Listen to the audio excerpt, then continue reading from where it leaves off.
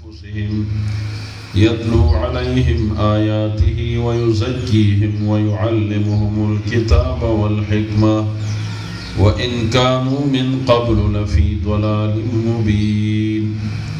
وقال النبي صلى الله عليه وسلم خيركم من تعلم القرآن وعلمه أو كما قال عليه الصلاة والسلام. صدق الله رسوله النبي الكريم. قابل احترام علماء کرام حضرت مولانا احسان اللہ حقانی سے، حضرت مفتی سے،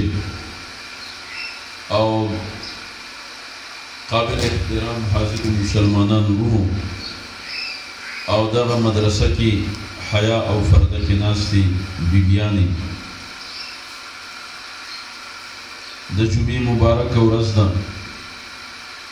او د الله د مقدس کلام د قرآن پاک په ترجمه باندې د ختمونو موقع ده.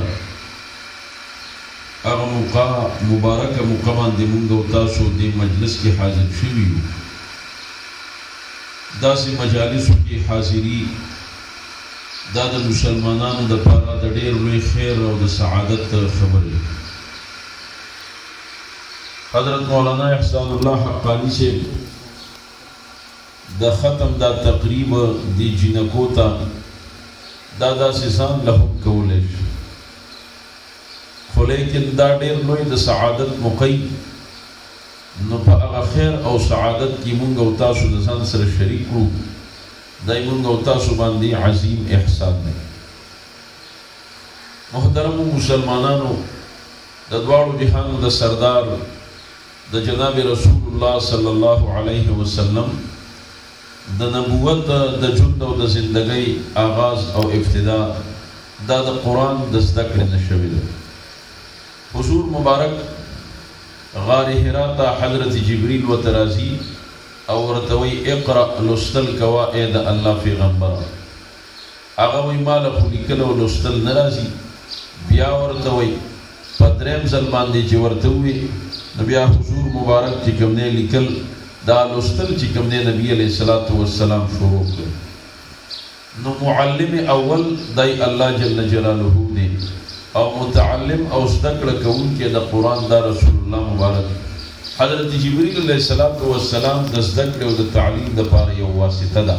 څنګه چې موږ کتاب ګورو نو دا کتاب د تعلیم یو واسطه ده. دا د انسان استاذ نه قلم باندې لیکل کوم دا واسطه فی التعلیم. نو دقرنګ حضور مبارک د الله جل جلاله د قرآن پاک زده کړه وکړه او بیا چې بهر معاشرې ته نبی علیه السلام راغی د صحابه کرامو جماعت چې کوم دی جوړېدل شروع شو. نبی علیه السلام ورته فرمایي وایي بعثت معلما، زه دنیا ته اوس الله د قرآن د ښودلو دپاره رالیږلی، دا زما ذمه داري ده. نو د نبی علیه السلام درې ذمه دارۍ قرآن پاک دا بیان کړي دي په دغې آیت مبارکه کې. د حضور مبارک دی امت ته راتلل په حیثیت د پیغمبر او زموږ د مسلمانانو د اخیرني پیغمبر په امت کې راتلل دا